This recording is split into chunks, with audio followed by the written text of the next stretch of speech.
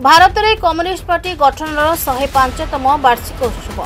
भारत में communist party गठन 105तम वार्षिक उपलक्षे एक सभा आज गांधी भवन ठारे आयोजित होता। जिला संपादक बद्रीनारायण दास सभापतित्व करथिले। जिला संपादक मंडली सभ्य प्रताप महापात्र, विष्णु बेहेरा, मनमोहन पति और अभय स्वाई मंचासी नथिले। आज पर्यंत कृषक श्रमिक आंदोलन में बलिदान देथिबा हजार हजार शहीद मानक प्रति श्रद्धांजलि जणाई 1 मिनिट नीरवता करा। वरिष्ठ नेता रविनारायण मल्लिक तांको वक्तव्य में मानवेंद्र राय, रोजा फिंगोब, अवनी मुखर्जी, एविलिन टेंट राय, मोहम्मद अली, मोहम्मद शफिक, ओएसपी, बीटी आचार्य प्रमुख एही प्रथम बैठक में उपस्थित थिले। ब्रिटिश सरकार भारत में कम्युनिस्ट पार्टी गठन को विरोध करुतबारु रूस तास्केंट सहर में यह बैठक अनुष्ठित होता। मोहम्मद शफिक प्रथम संपादक भाव में निर्वाचित होते। कम्युनिस्ट पार्टीर सभ्य होगापी सेतेबेले 3 मास ट्रेनिंग नेबा परे प्रार्थी सभ्य भाव 1 वर्ष रहिबा परे ही पुणी पार्टी सभ्य होई परिबे बोली व्यवस्था रखा जायतिला। निज आय पार्टी किछि अंश देबा बाध्यतामूलक थिला। एही व्यवस्था सीपीआईएम रे आज पर्यंत कार्यकारी करा जायछि। देशर ब्रिटिश शासन को हटाइबा पई संग्राम सहित श्रमिक कृषक मानक अधिकार को जातीय संग्राम मुख्य धारा को आनी पारिथिले। ढेंकानाल, नीलगिरी, कनिकार प्रजा आंदोलन इत्यादि बहु आंदोलन नेतृत्व में कम्युनिस्ट माने रहिथिले। राज्यर वरिष्ठ नेता जनार्दन पति तांको वक्तव्य में आज दिन में बहु कष्ट लब्ध स्वाधीनतार सुरक्षा, संविधान सुरक्षा सह सांप्रदायिकतावाद विरोध में समस्त गणतांत्रिक दल और संगठन को ऐक्यबद्ध करी आगे जीवाई कम्युनिस्ट मानकर परम कर्तव्य और सेथिपाई शपथ नेबाकू आह्वान देथिले। केंद्र रे मोदी सरकार आकु ध्वंस करने को उद्यम कर आरएसएस परिचालित बीजेपी सरकार वर्तमान सारा देश रे दलित और मुसलमान महिला मान विरुद्ध रे एक भयंकर अभियान आरंभ कर आम विचार रे भारतवर्ष रे अवस्था को मुकाबला करने को हेले भारतवर्ष समस्त गणतांत्रिक शक्ति केवल एक हेले हम नहीं, समग्र देशवासी एक हवा दरकार।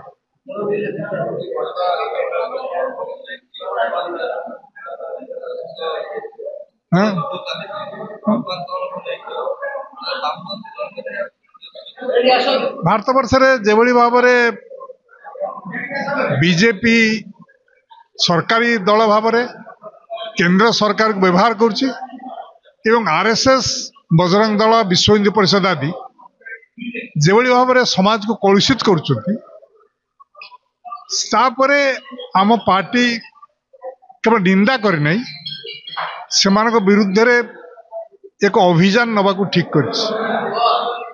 धरतु कटक रे भी सेमाने जो दशहरा भसाणी उत्सव बेले जेतबेले सबू लोके आनंद उत्सव रे रही थांते सेतबेले सेमाने भारतवर्ष रे दंगा परिस्थिति सृष्टि कले। एवं मु तो कही आगुरी जे भारत कटक रे जदि दंगा नहला ताहले सेतबे हिंदू माने को क्रेडिट देवा दरकार, कारण संख्यागरिष्ठ हिंदू माने ए दंगाकारी की प्रत्याख्यान कले, से समर्थन देले नाही। सेबी से जेते उद्यम कले भी कटक से दंगा करि पारु नाहंती एवं जो जो राज्य रे से माने सफल होउचंती से सब राज्य रे से माने दंगा कर सरकार को आसिला परे से माने आज भारतवर्षर अवस्था कहीं तलू जा 1980 मसीह चीन रो उत्पादन जीडीपी जहाँ था इंडिया रे भी जीडीपी सीआ था, किंतु देखिए ये विगत 40 वर्ष भितर 30 वर्ष भितर बीजेपी रे क्षमता आसिला परे से माने विज्ञान, कारीगरी कौशल, हेतुवादी आकु सब लोप करदेला परे चीन बर्तमान आम ठू कई गुण आगे रही। एमाने समस्त प्रकार विज्ञान विरोधी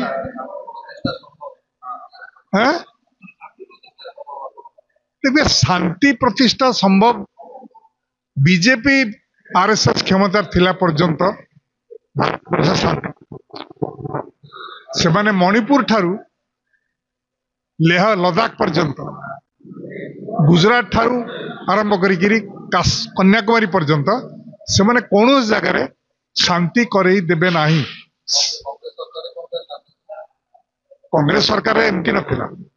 କଂଗ୍ରେସ ସରକାର ଅମଳରେ କଂଗ୍ରେସ ସରକାର ଅମଳରେ ସରକାର ଦଙ୍ଗାକୁ ସମର୍ଥନ କରୁନଥିଲା। କଂଗ୍ରେସ ସରକାର ଅମଳରେ ଦଙ୍ଗା ହେଇଛି, କିନ୍ତୁ କଂଗ୍ରେସ ସରକାର ଦଙ୍ଗାକୁ ଖୋଲାଖୋଲି ସମର୍ଥନ କରୁନଥିଲା। ସୁପ୍ରିମକୋର୍ଟର ବିଚାରପତି କି ଯଦି ଜୋତା ଫୋପାଡୁଛନ୍ତି ଏବଂ ସେ କହୁଛି ଜୋତା ଫୋପାଡୁଛି ଯେ ସେ କହୁଛି ମୋର ସନାତନ ଧର୍ମ ବ୍ୟାହତ ହେଲା, ସମାଜଟା କୋଉଠି ରହିଲେଣି? ଆମ କୋଉଠି? ଯଦି ଚିଫ୍ ଜଷ୍ଟିସ ସୁରକ୍ଷିତ ନୁହେଁ, ଭାରତ ବର୍ଷର ସୁପ୍ରିମକୋର୍ଟର ଚିଫ୍ ଜଷ୍ଟିସ ସୁରକ୍ଷିତ ନୁହେଁ, ତାହେଲେ ସାଧାରଣ ଲୋକଙ୍କର ଅବସ୍ଥା କଣ?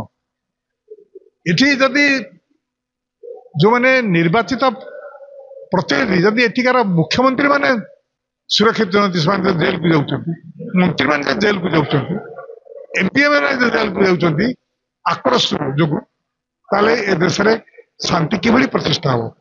ଯଦି ଦଳିତ ମାନେ ସୁରକ୍ଷିତ ନୁହନ୍ତି, ମୁସଲମାନ ସୁରକ୍ଷିତ ନୁହନ୍ତି, ମହିଳାମାନେ ସୁରକ୍ଷିତ ନୁହନ୍ତି, ତାହେଲେ ମୁଁ ବିଚାର କରିବି ଏ ଅବସ୍ଥା ପାଇଁ କେବଳ କେନ୍ଦ୍ର ସରକାର, ବିଜେପି ଏବଂ ତାଙ୍କର ସଂଗଠନ RSS ବାମପନ୍ଥୀ ଦଳ ମାନେ ନିଶ୍ଚିତ ଭାବରେ ସମସ୍ତ ଅଣ ହିନ୍ଦୁତ୍ୱବାଦୀ ଶକ୍ତିକି ଏକାଠି କରିବାକୁ ଆମେ ଉଦ୍ୟମ କରୁଛୁ ଏବଂ ଆମେ RSS ର ଯୋଉ ହିନ୍ଦୁତ୍ୱବାଦୀ ହିନ୍ଦୁ ରାଷ୍ଟ୍ର, ଆମେ ସେଇଟାକୁ ଲୋକଙ୍କ ପାଖରେ ଥଉଛୁ। ଆମେ ଚାହୁଁଛୁ ଭାରତ ବର୍ଷରେ ଏକ ସ୍ୱାଧୀନ ଗଣତାନ୍ତ୍ରିକ ରାଷ୍ଟ୍ର ରହୁ, ଯୋଉ ଭାରତ ବର୍ଷ ସମ୍ବିଧାନ ଉପରେ ଆଧାରିତ ହଉ, ମନୁବାଦ ଉପରେ ନୁହଁ, ମନୁସ୍ମୃତି ଉପରେ ନୁହଁ।